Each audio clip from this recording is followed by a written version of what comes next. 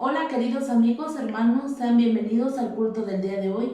Vamos a aprender de lo que nos quiere hablar Dios en su palabra y vamos a alabar y exaltar el nombre de nuestro Dios.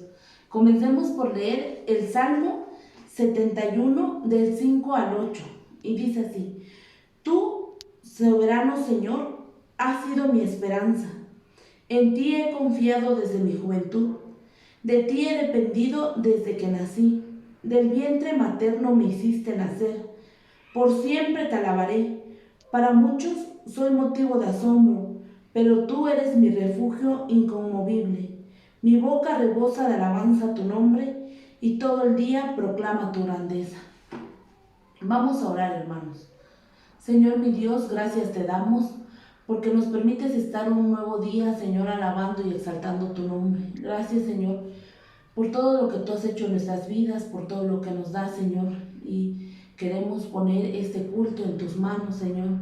Te ruego por cada hermano que está en sus hogares, Señor, para que dispongas en sus corazones un corazón atento a tu palabra y al llamado que tú nos haces, Señor. Te ruego, Señor, que recibas este culto como olor grato ante ti y en tus manos pongo cada punto que se toque. En Cristo Jesús. Amén.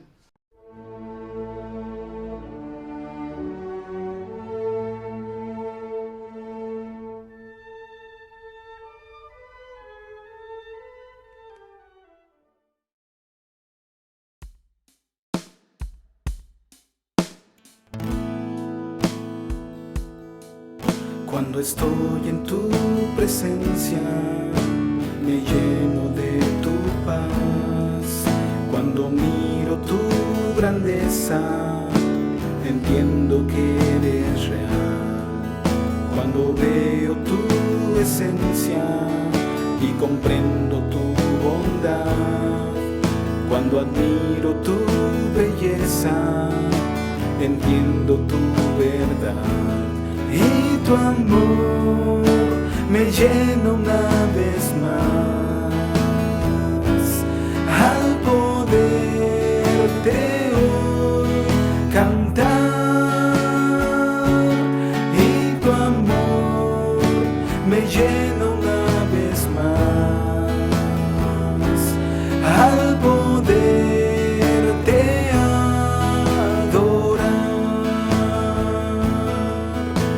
estoy en tu presencia, me lleno de tu paz.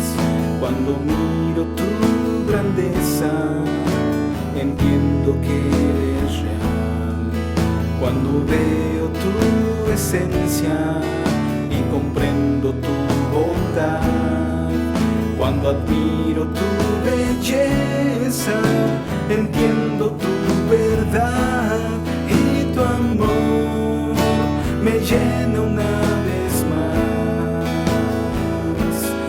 al poderte hoy cantar. Y tu amor me llena una vez más al poderte adorar. Y tu amor me llena una vez más al poderte hoy cantar. Y tu amor me llena una vez más al poderte adorar.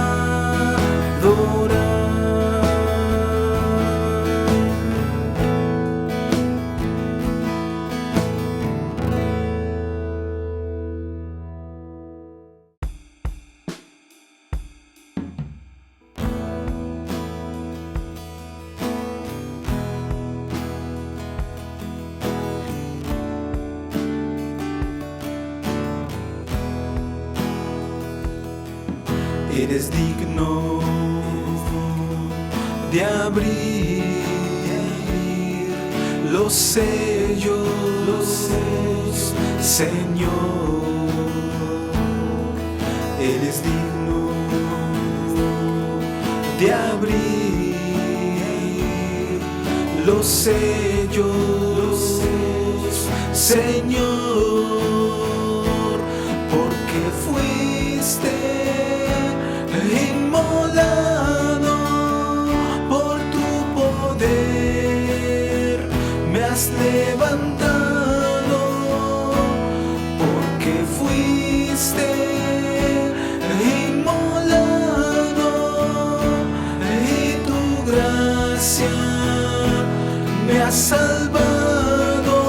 Gloria a Dios, gloria a Dios, gloria a Dios, gloria a Dios.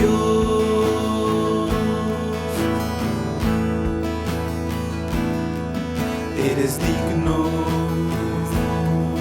de abrir los sellos, Señor, eres digno de abrir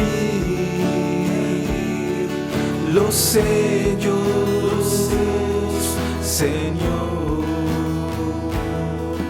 eres digno de abrir los sellos, Señor,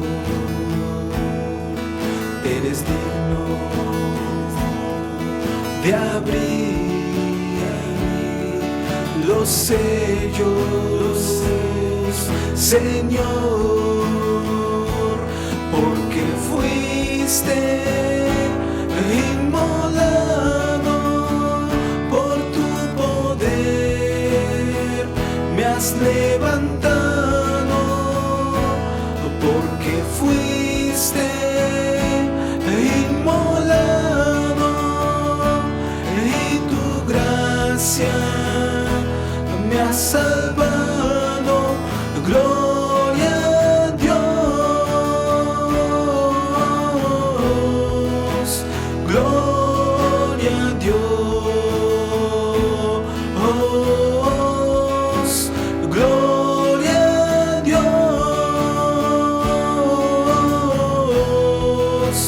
gloria a Dios.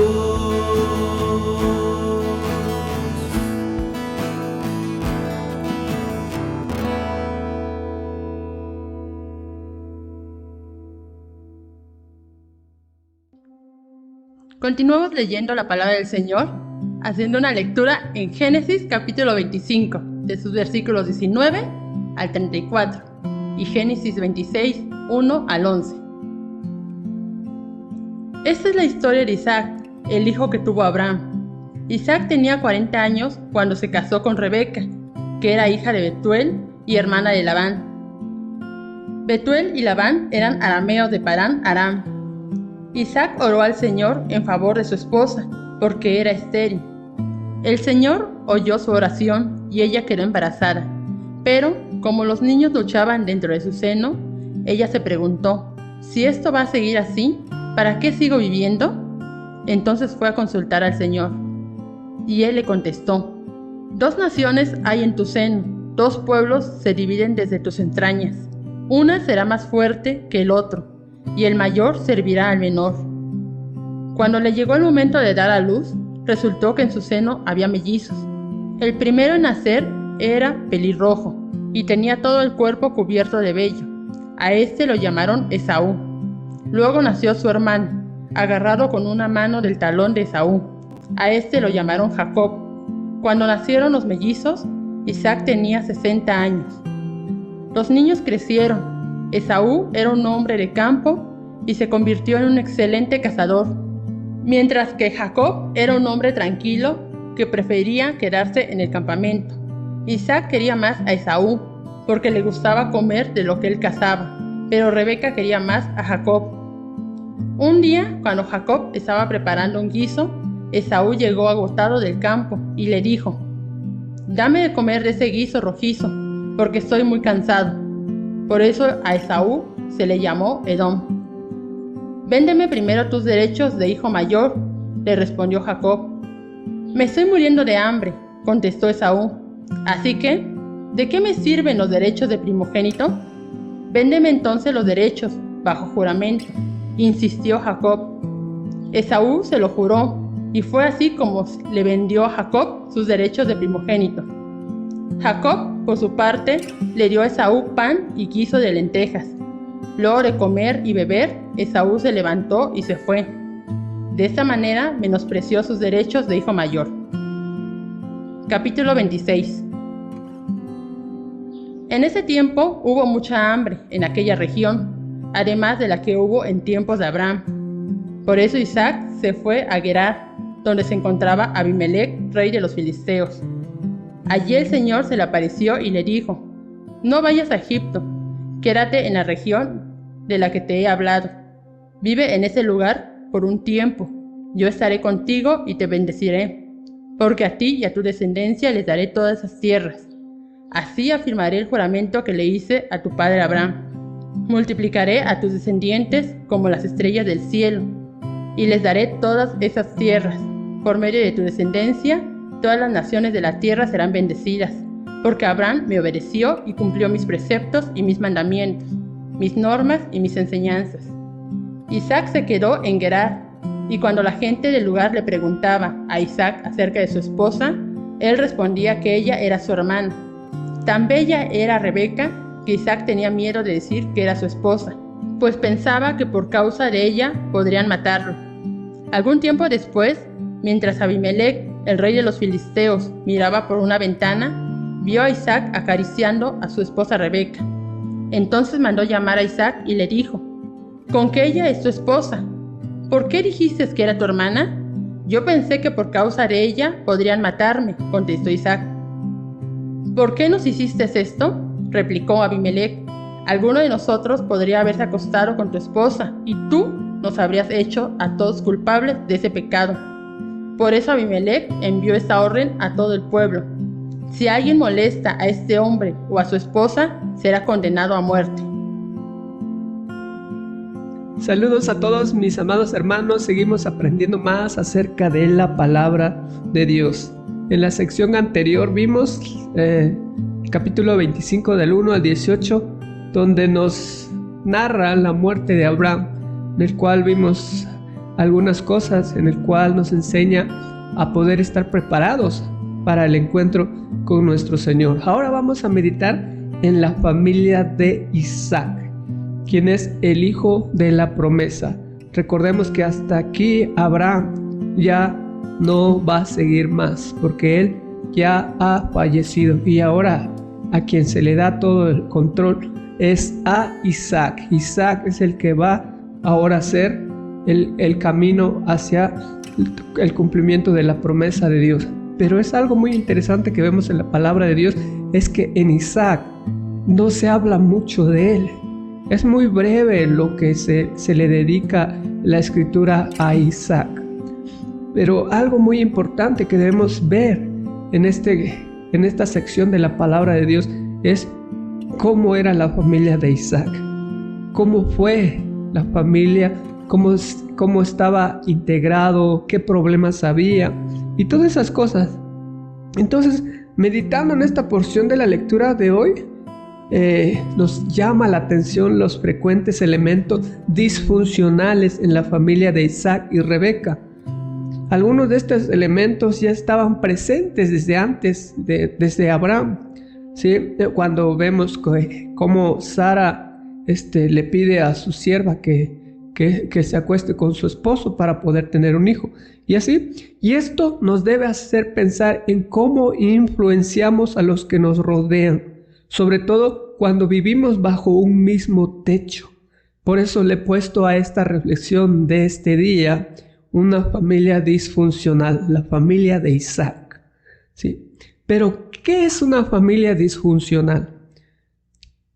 Una familia disfuncional es aquella que emplea pautas insanas para relacionarse y ello conlleva un deterioro claro de la salud mental o física de cada uno de los miembros. Entonces, esto ocurre en muchas ocasiones porque los padres atraviesan situaciones problemáticas que no llegan a resolverse y se perpetúa con el tiempo en la siguiente generación. Puede que estén pensando constantemente en separarse, pero nunca lo hacen, sino que todo el tiempo están viviendo, peleando y amenazándose con irse uno o el otro, pero nunca lo llegan a hacer. Puede que sufran enfermedades mentales o adicciones diversas, o tal vez guarden rencor, guarden secretos que si lo comparten se pondrá en riesgo la unión familiar, o aunque por otra parte aquellos miembros conocedores de esos secretos toman como el liderazgo o chantajean a los demás y cosas así. Entonces una familia disfuncional es una familia en la que los conflictos, la mala conducta y muchas veces el abuso por parte de los miembros individuales se producen continua y regularmente, lo que lleva a otros miembros a acomodarse a tales acciones. A veces los que crecen en este tipo de familias llegan a tener el entendimiento que eso son conductas normales, que estar peleando todo el tiempo o diferentes problemáticas ya lo ven normal.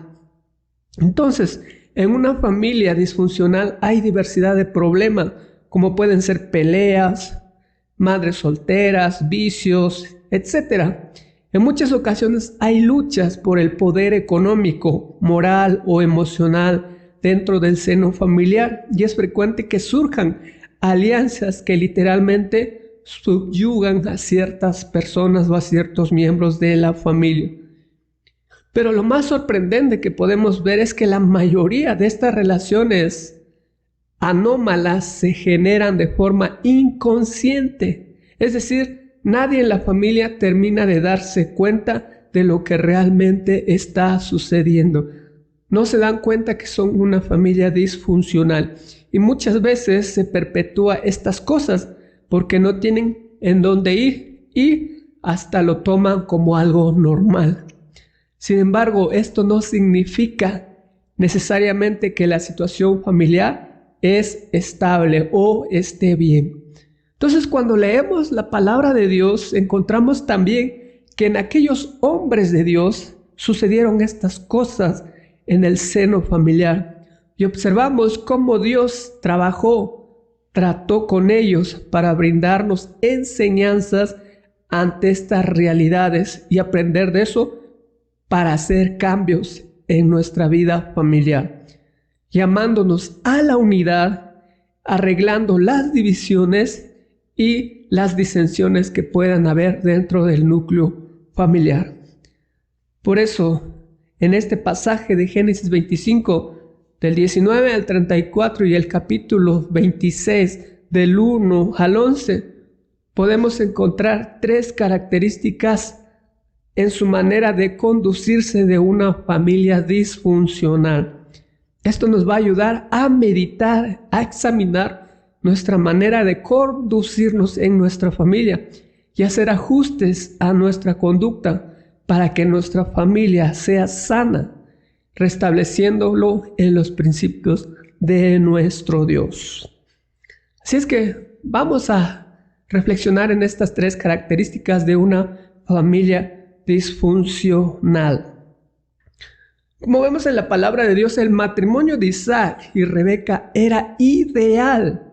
Recordemos en el capítulo anterior donde Abraham le encarga a su mejor siervo para conseguir una esposa, y todo fue planeado por Dios, fue planeado de acuerdo a lo que Dios había dicho. Y recuerden que estaba lleno de dirección de Dios, y por eso Rebeca fue de acuerdo al corazón de Dios. Entonces este matrimonio es un matrimonio ideal, no le falta nada para el propósito divino y patriarcal. Fue el único matrimonio patriarcal monógamo, que solamente fueron ellos dos.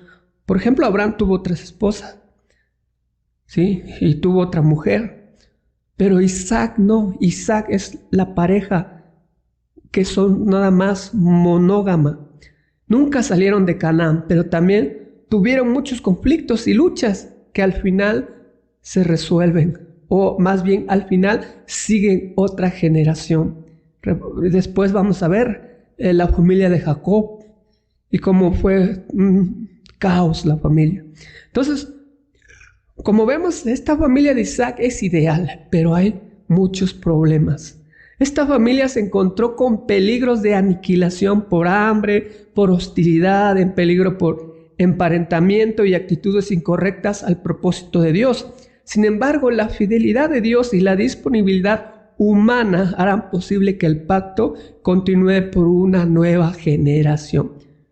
Y eso es lo que a mí me llama la atención, que a Isaac no se le dedica mucho en las escrituras, sino como vamos a ver más adelante, a Jacob es al que se le dedica más escritura. Entonces, el testimonio bíblico nos indica que hay conflictos que hacen que esta familia sea disfuncional, y en el proceso de esta historia breve de Isaac iremos viendo eso. Por eso la primera característica que vemos acerca de la conducta de una familia disfuncional es que los padres toman preferencia entre sus hijos. Lo primero que vemos en esta historia es que los padres toman preferencia entre sus hijos, y eso lo podemos ver en los versículos 19 al 28, en el cual en esta sección inicia con la mención del matrimonio de Isaac y Rebeca y sus respectivos progenitores. Y todo esto nos va a llevar a desarrollar la historia de esta familia. Entonces todo indica que la continuación de la descendencia será fácil y dentro de los términos establecidos por Dios. Pero vemos algo muy interesante aquí. Rebeca era estéril y después de 30 años de casados todavía no tenían hijos. De 20 años de casados todavía no tenían hijos. Entonces Isaac ora al Señor y le dice que le conceda un hijo.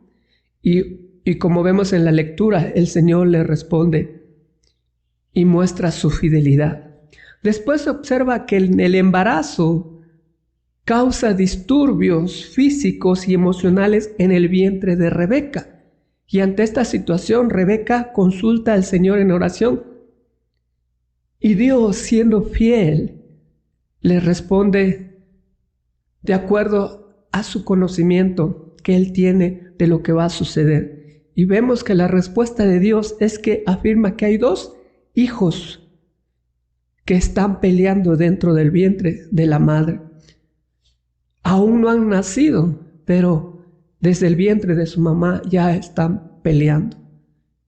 Y en su sabiduría y en su conocimiento, que Dios todo lo sabe, Él ve lo que va a suceder. Entonces, lo primero, de esos 2 hijos se forman 2 pueblos que están separados, es decir, en conflicto constante y desde la matriz. Y también en el desarrollo y progreso de ambos pueblos serán diferentes. Uno de ellos será mayor y más fuerte que el otro. Y como dice acá la palabra del Señor, el mayor servirá al menor. Y como vemos en la historia, finalmente nacen los niños. Son mellizos, que son niños gemelos, pero diferentes, con diferentes características, diferentes maneras de ser, incluso diferencia física, ¿sí? Entonces los nombres dados a los hijos hacen alusión a sus respectivas características sobresalientes en el momento de su nacimiento. Esaú es velludo y rojizo, y recibe dicho nombre por su abundancia de vello. Esaú se le llama porque es velludo. Y el segundo hijo, que es Jacob, le ponen ese nombre porque él venía agarrado del talón de su hermano. Por eso Jacob significa el suplantador o el que toma del talón. Entonces recibe ese nombre por nacer agarrado del talón de su hermano. Quería salir primero, quería ser el primero. Entonces dentro de estas diferencias físicas también están las diferencias de carácter y de espiritualidad, que tendrá mucho que ver en el desarrollo de la familia y que llegan a poner en peligro la descendencia o continuación del pacto. Entonces lo que vemos en esta historia es que los hermanos son bien diferentes, con diferentes hábitos, diferentes maneras de pensar, con diferentes características, en el cual podemos ver en la historia que cada uno es completamente diferente al otro. Vemos que Esaú es un rudo, un ardiente cazador. Sale al campo y se convierte en un experto en cazar animales. Y Jacob es una persona hogareña, pacífico, ordenado, que habita en tiendas de campaña y reúne a su alrededor los medios y dispositivos de una vida social tranquila. Él elige una vida tranquila en el hogar, mientras que Esaú elige una vida de campo. Entonces, aquí es donde observamos cómo los niños complacen a sus padres de acuerdo a lo que les proporcionó, lo que les faltaba. Recordamos que Isaac era un niño sumiso a su padre. Él era muy obediente, él era hogareño, él era el consentido, él era el único hijo que tenía Abraham, de acuerdo a la promesa, y el cual amaba mucho. Y también recordemos que Isaac fue ofrecido como sacrificio, y no sabemos qué habrá pasado en él, en sus emociones, todas esas cosas que pasaron en su vida. Rebeca, vemos que Rebeca se apega al hogareño gentil Jacob, que satisface esas tendencias sociales y espirituales en las que es más independiente que Isaac. Pero Isaac, él era muy tranquilo, pero ama al cazador y salvaje hijo, en el cual es Esaú, el cual Esaú le proporciona los placeres que él necesita. Cuando iba a la cacería, pues le traía las mejores carnes, los mejores animales que a Isaac le gustaba. Y esto les daba placer. Y por eso se inclinó hacia Esaú y Rebeca hacia Jacob, porque Jacob era del hogar. Y recordemos que Rebeca pues estaba en el hogar y convivía mucho con ella. Y vemos que Esaú es tosco, Jacob es apacible. Y entonces el texto nos señala que Isaac y Rebeca mostraron preferencia hacia sus hijos. Y en este caso, Isaac hacia Esaú y Rebeca hacia Jacob. Todo eso trajo el menosprecio de un hijo de ambos padres. Tanto Isaac despreció a Jacob, tanto Rebeca despreció a Esaú. Y aquí vemos un conflicto entre los padres que prefirieron uno del otro. Entonces, cada uno está tomando preferencias por un hijo y esto trajo muchas consecuencias. Entonces, como padres es importante que se entienda el daño que se hace cuando hay preferencias en alguno de los hijos, cuando se trata de manera desigual a aquellos que viven aprendiendo y edificando su vida sobre el apego y el amor que se le muestra en los padres. Y en esta historia observamos cómo procedieron estos padres. Y recordemos que antes de que nacieran el Señor les dijo que el mayor servirá al menor. Ellos tenían ese conocimiento, ellos sabían lo que iba a pasar. Pero Isaac se aferra a su hijo mayor. Isaac sabía lo que había dicho Dios, que Jacob iba a ser el mayor. Pero Isaac, por amor a su hijo Esaú, se aferra a la idea de que no va a suceder eso, y lo elige y lo ama. Entonces, vemos algo muy importante aquí. Ellos sabían lo que el Señor les había dicho, e inconscientemente o conscientemente no hicieron caso a la palabra de Dios. Y Rebeca escogió a Jacob por ser hogareño, tomando de esa forma cada uno preferencias hacia sus hijos. Y todo esto nos debe enseñar como familias a cuidar de estas cosas en el hogar. Se hace mucho daño a los hijos cuando se menosprecia a alguno de ellos y no aman de igual manera a todos. Y todo esto más adelante lo vamos a ver en el transcurrir de sus vidas. Se enemistaron en gran manera, que hasta que el mayor intentó matar al menor. Por eso, mis amados hermanos, que son padres, que tienen hijos o que son abuelos, eviten tener preferencia hacia sus hijos o hacia sus nietos. Ámelos por igual a todos. Tal vez uno sea más güerito, otro más morenito, otro chinito, otro lacio, como sea. pero ámelos por igual. Esto evitará muchos problemas en la vida familiar. Por eso la primera característica que vemos es que no debemos tener preferencias, o los padres no deben tener preferencias con sus hijos, porque esto trae muchos males en la vida familiar. Y la segunda característica de la conducta de una familia disfuncional es que hay menosprecio de las bendiciones espirituales. Lo podemos verlo en los versículos 29 al 34, donde nos narra esta característica. Vemos que al crecer los niños fueron de vocación y carácter muy diferente. Esaú era velludo, cazador, aguerrido, iba al monte solo, seguramente era muy impetuoso, impulsivo, confiado en sí mismo, muy varonil, es decir, generaba un impacto a la vista. Y obviamente por eso era el favorito de su padre. Jacob, sin embargo, es un hombre lampiño, es decir, sin vellos, seguramente sin cuerpo atlético. Prefería estar en las tiendas, tal vez conociendo las historias de la fe de su abuelo y de su padre, y al fin muy diferente del uno del otro. Y él era el favorito de su mamá. Y entonces recordemos también que Dios les dijo que el mayor iba a servir al menor. Y lo más probable es que esta historia que tenían en la vida de los padres la habían contado, en este caso Rebeca, a Jacob. Y eso lo tenía en su mente Jacob. Y posiblemente por esta razón buscaba cómo adueñarse de la primogenitura. Y entonces lo más probable es que ella tenía un corazón, Rebeca tenía un corazón inclinado muy fuertemente hacia su hijo Jacob. Tal vez por la apariencia cuando nació, que no tenía vellos como su otro hijo, y también era muy frágil y hogareño, y no tenía cuerpo fuerte, fornido. Y tal vez por eso le contaba historias acerca de lo que había ocurrido antes de que nacieran. Entonces, tanto así que vemos cómo Jacob, cuando es adulto, no sabía liderar a su familia. Lo vamos a ver en la historia de Jacob. A él lo tratan como un objeto. Cuando vemos en la historia bíblica, vemos a sus esposas como lo rifan para poder dormirse con él. ¿Sí? Él no tiene autoridad como hombre, no tiene esa capacidad de poder llevar a su familia.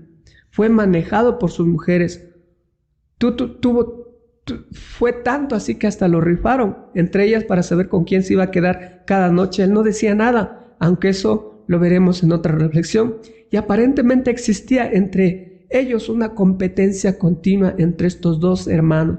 Un día ellos harían honor a sus nombres. Uno llamado Jacob, el suplantador. El otro Esaú, el velludo, que se le da un sobrenombre llamado Edom, por vender su primogenitura por un solo plato de guisado rojo. Por eso se le pone el nombre de Edom. Entonces uno de ellos, Esaú, desprecia las bendiciones que merecía de parte de Dios por ser el hijo mayor, y el cual, por un plato de guisado rojizo, que al final dice que es un plato de lentejas, vende su primogenitura. Rebeca amaba más a Jacob y seguramente le contó lo que Dios le había dicho para consolarlo por la falta del cariño del padre, diciéndole que él iba a ser el más que su hermano y que iba a recibir las bendiciones que solo el primogénito recibe. Entonces tal vez todas estas cosas produjo una ruptura intrafamiliar y las relaciones se fueron deteriorando cada vez más, donde el padre amaba más al hijo mayor y la mamá al hijo menor. Y observamos lo que pasa en la historia de Esaú. Esaú llega cansado del campo. Jacob tiene preparado un guisado rojo. Esaú pide de comer porque está hambriento, pero su hermano, en vez de darle de comer como cualquier otro hermano de lo que tienen en el hogar, él se dispone a vender su comida. ¿A cambio de qué? De su primogenitura. Y como vemos, ambos conocían muy bien el significado de la primogenitura. Y el significado de la primogenitura era bastante serio. Y en el sistema patriarcal era el derecho del hijo mayor de suceder al padre como jefe de la familia o el clan. Le correspondía una porción doble de los bienes y era el recipiente de la bendición paterna. Y en este caso, en la familia de Isaac, se agrega el derecho a la promesa de Dios, el derecho del pacto de Abraham. O sea, no era cualquier cosa vender mi primogenitura. Y todo esto pone en juego a Esaú al vender su primogenitura. El razonamiento de Esaú, lo vemos en la lectura, es que desprecia todo eso. Él dice, ¿para qué me sirve a mí la primogenitura? Si yo me voy a morir, ¿para qué quiero yo esas cosas? Dame de comer. Y él solamente buscó saciar el momento, saciar su hambre de ese momento. No pensaba en las cosas, en las bendiciones que traía la primogenitura. Esaú hizo lo que quiso, por eso es responsable de sus actos al despreciar la bendición que Dios le había dado. Dios ya sabía que esto iba a pasar porque Él lo sabe todo, pero Esaú, de su propia responsabilidad, tomó esta decisión de despreciar lo que Dios le había dado. Esaú pudo haber valorado más el regalo que Dios le había dado y todas las bendiciones que ello incluía, pero él no lo hizo. Él quería resolver el problema del momento y no pensar en valores o principios espirituales en el cual incluía la primogenitura. Y ese fue el gran error de Esaú, no ver más allá de lo que sus necesidades le dictaban.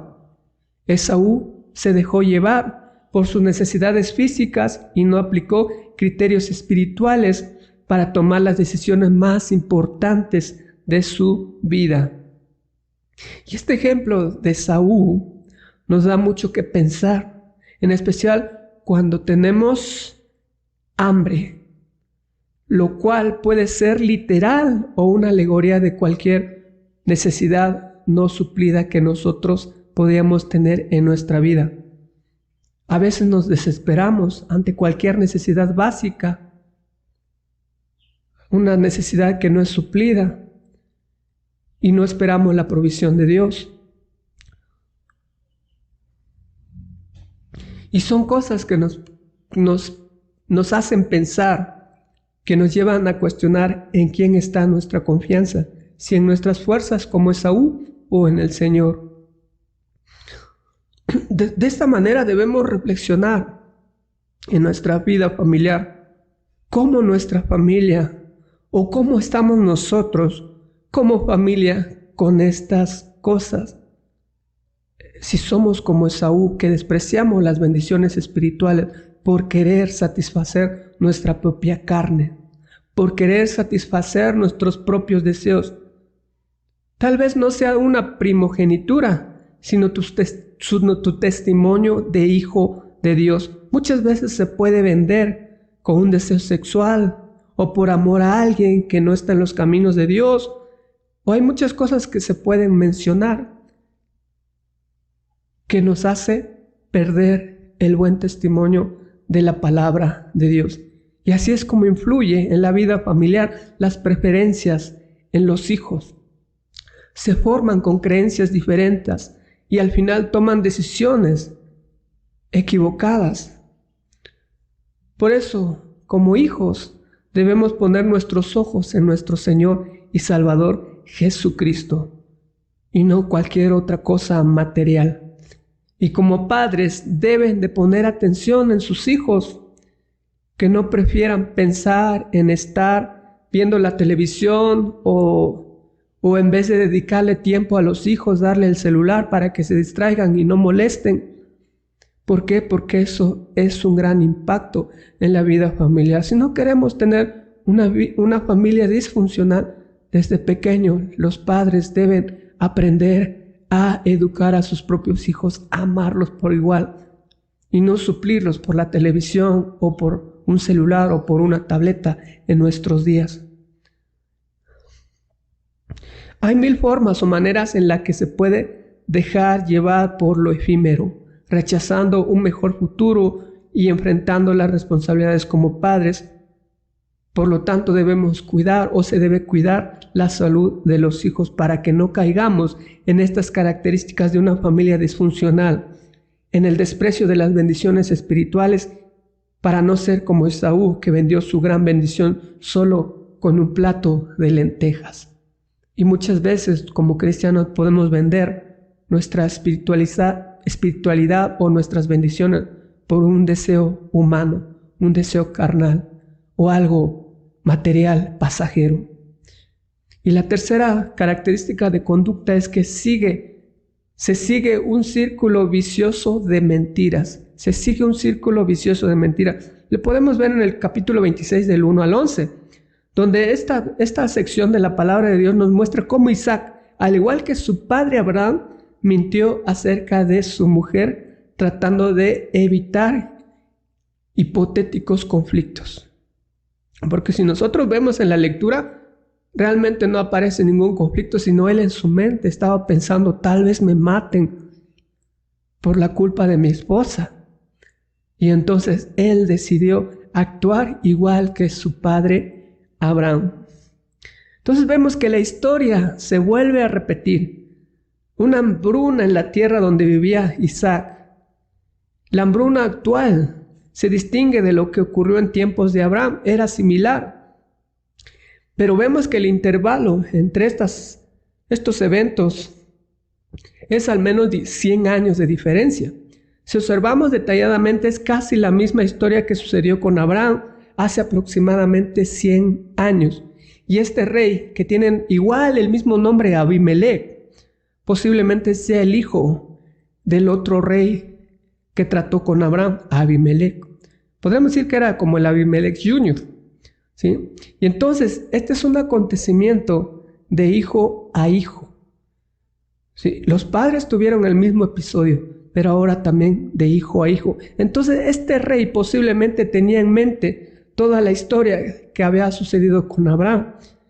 Y la historia vemos que se desarrolla de esta manera por temor a la hostilidad, Abimelech y los filisteos, y por la escasez generalizada, Isaac primero vemos que decide ir a Egipto.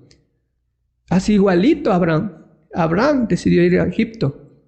Y igual Isaac decide ir a Egipto. Pero vemos algo importante aquí en este episodio donde Dios aparece en el camino de Abraham para decirle que no vaya a Egipto, que se quede a esa tierra donde le señaló.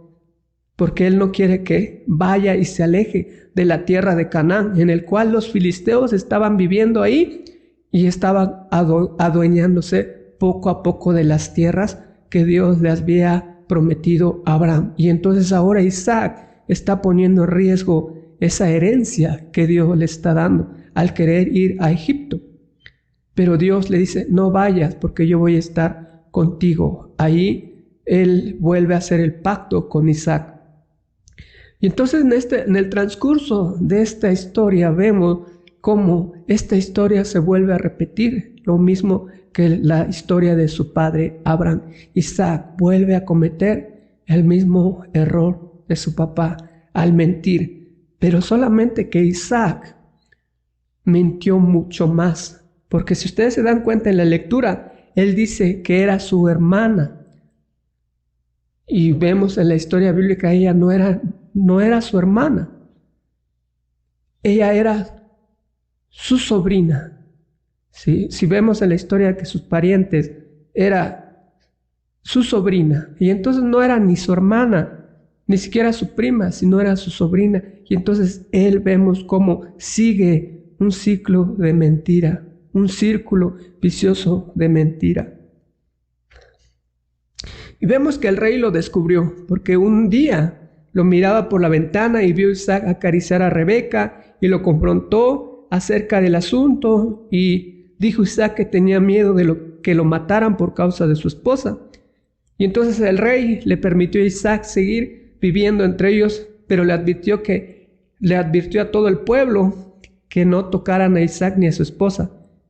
Y todo eso nos hace ver que desafortunadamente los hijos son selectivos acerca de lo que deben aprender. A veces no aprenden las cosas buenas, sino aprenden las cosas malas, o olvidan las cosas buenas y se les queda mal las cosas malas.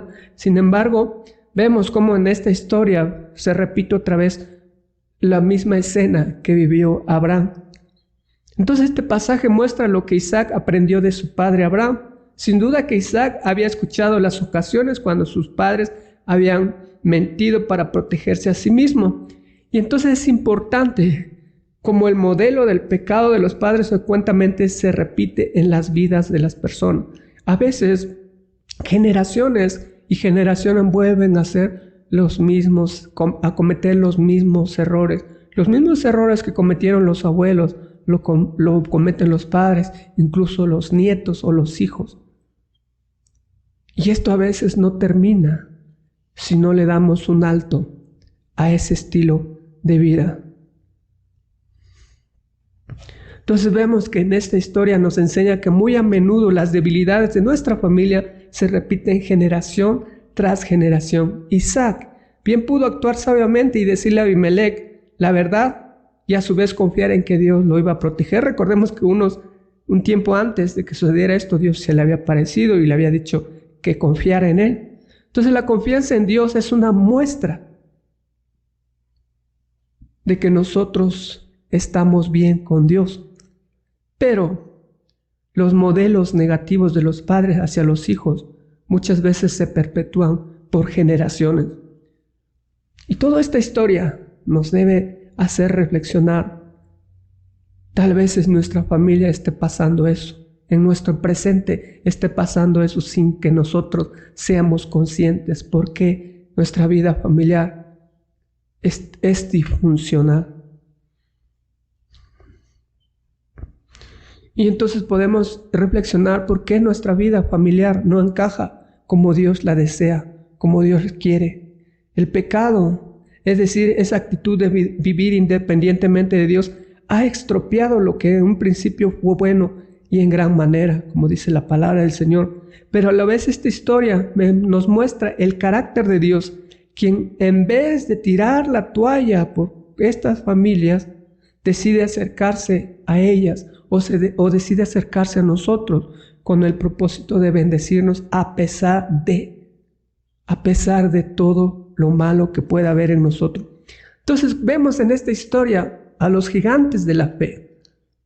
Los gigantes de la fe son seres disfuncionales como yo, como tú, como cualquiera de nosotros, merecedores de las consecuencias de vivir alejados de Dios, pero alcanzados por ese mismo Dios que resultó ser un misionero activo, trabajando en favor de restaurar las familias, trabajando siempre para restaurar a cada uno de nosotros por el mal, por la causa del pecado. Y esto es algo muy esperanzador, que a pesar que los padres cometen muchas equivocaciones, debemos amarlos, pero también decidir no repetir los mismos errores que ellos cometieron. Así es que deja de repetir ese ciclo vicioso que estás viviendo, si es que estás viviendo. Deja de repetir ese ciclo de errores o mentiras para poder tener una familia sana. Así es que, mis amados hermanos, para concluir esta reflexión, hemos visto en este pasaje de Génesis 25, 19 al 34 y capítulo 26 del 1 al 11, 3 características de conducta en una familia disfuncional que nos trae enseñanzas a nuestra vida para hacer ajustes y tener una familia sana. Vimos las características que observamos, es que los padres toman preferencias entre sus hijos, hay menosprecio de las bendiciones espirituales y sigue un círculo vicioso de mentiras o errores de los padres. Entonces, una cosa de lo que podemos asombrarnos acerca de lo que nos enseña la palabra de Dios es que las historias como las de Isaac, como las de esta familia, incluyen cosas buenas y cosas malas, sus éxitos y sus fracasos. Y en todo esto se muestra la gracia de Dios, el gran amor y la misericordia de Dios y su fidelidad en sus planes. La historia de Isaac es breve y narra cómo vivió con su familia, una familia llena de problemas que nos trae mucha enseñanza a nuestra vida. Debemos meditar en cómo estamos en la familia, cómo están como padres, cómo están como hijos, cómo están como abuelos. Si hay divisiones, hay pleitos, enemistad entre hermanos, preferencias con los hijos o nietos, repetición de conductas equivocadas de los padres o abuelos, o un patrón de pecados entre hermanos. Si todo esto existe, son cosas que debemos dejar de hacer. Si queremos tener una familia sana, debemos dejar de hacer estas cosas, porque si no tendríamos una familia disfuncional. Pero por la pura gracia de Dios podemos tener esa esperanza de que podemos ser sanados. Por eso te invito a que reflexiones y tomes acciones si tienes pleitos con tus hermanos. Si tú a cada rato te estás agarrando de los chongos con tus hermanos, considera lo que nos enseña la palabra de Dios. Si tienes preferencias hacia uno de tus hijos, considera lo que dice la palabra del Señor. Si estás cometiendo los mismos errores de tus padres, considera esta reflexión. Si desprecias o menosprecias los caminos de Dios y no te aferras a la palabra de Dios, a seguir el Evangelio de Jesucristo, reflexiona en lo que nos enseña la palabra de Dios. Decide cambiarla, decide cambiar para bien, para que tu familia sea sana. Si una familia es disfuncional, ponla en la mano de Dios y decide cambiar primeramente tu actitud. Que ya no te estés peleando, que ya no haya división, que ya no haya cosas que estén causando enfermar la familia. Así que mi amado hermano, mi amada hermana, vive tu nueva vida en Cristo, cambiando tu conducta para la sanidad de tu familia.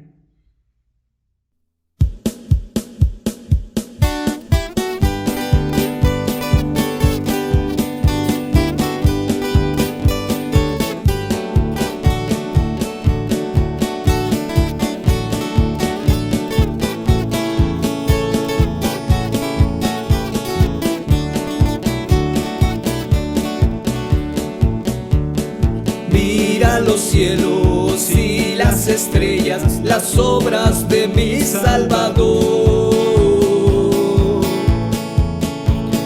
Mira los mares y las montañas, las obras de mi Señor. Doy muchas gracias a Jesucristo por darme la salvación. Canto alabanzas a Jesucristo porque Él me dio su amor. Por eso canto a Jesucristo porque Él merece la adoración. Yo soy testigo de Jesucristo, Él da la vida y la salvación.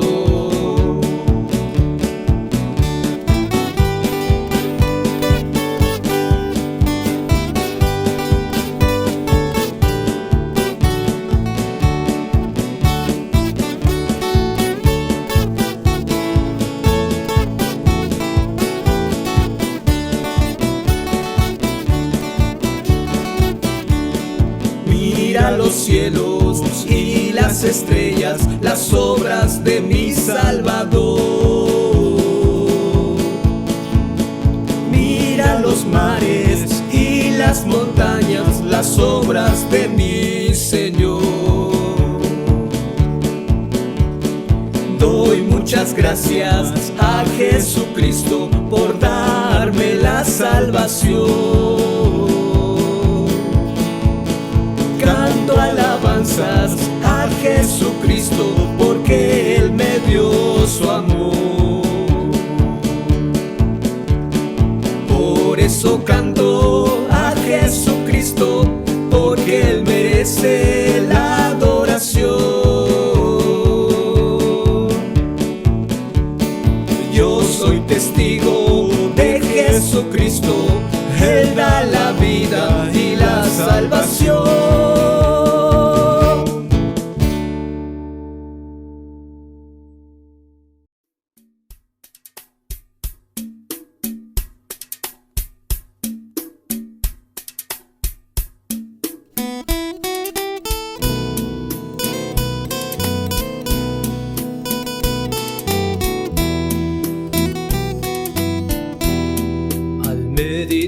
Dios mío, en las cosas que me has dado.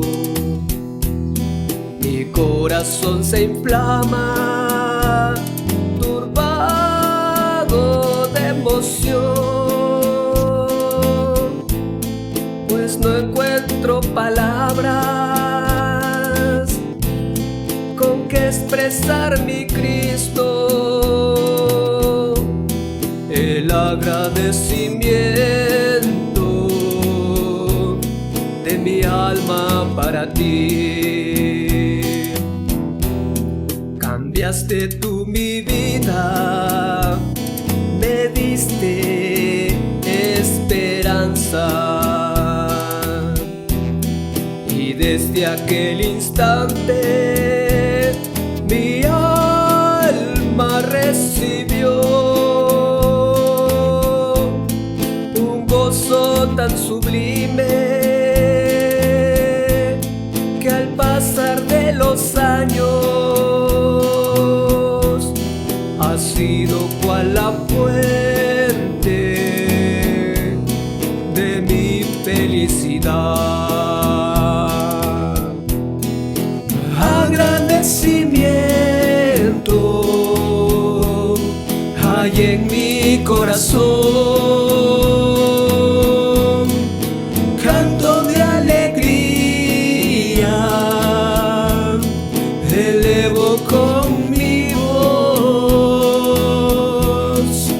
Muchas son las cosas que mi Dios me ha dado,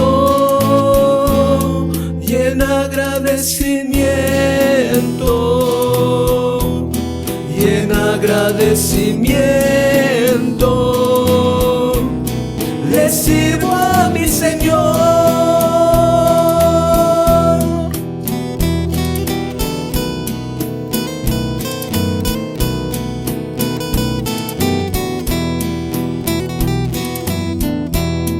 Cambiaste tú mi vida, me diste esperanza,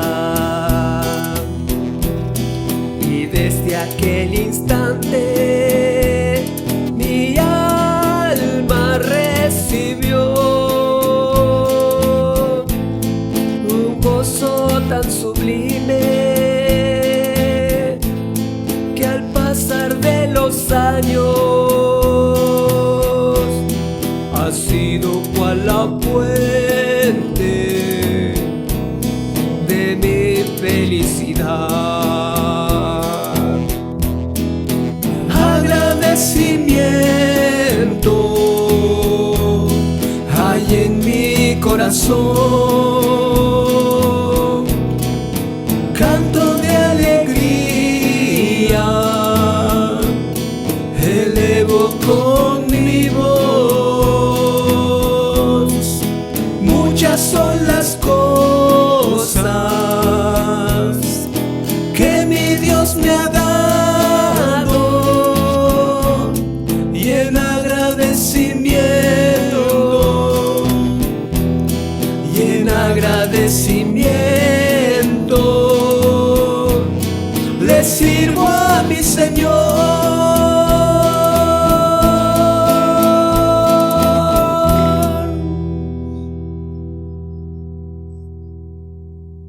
Hermanos, damos gracias a Dios por la exposición de su palabra, y los avisos son que todos los días miércoles tenemos culto de oración a las 8 de la noche. No olviden conectarse, hermanos, es de gran bendición interceder unos por otros. También la escuela dominical los días domingos a las 6 de la tarde. Igual, de la misma forma, es de mucha bendición para nuestras vidas aprender de lo que Dios quiere enseñarnos. Y también, hermanos, no olviden que el último domingo de este mes tenemos culto de alabanza, para que nos envíen sus videos, por favor. Oremos, hermanos, para finalizar nuestro culto.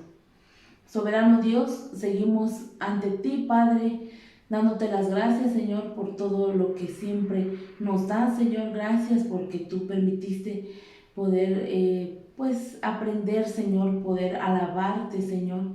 Damos gracias a Dios por todo lo que tú nos das, Señor. Gracias, Señor. No nos cansaremos nunca de agradecerte, Señor.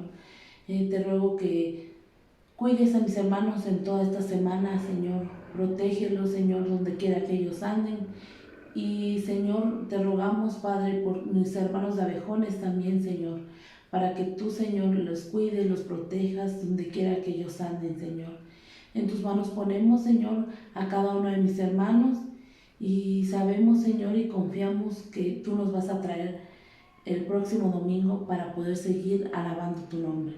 En Cristo Jesús. Amén.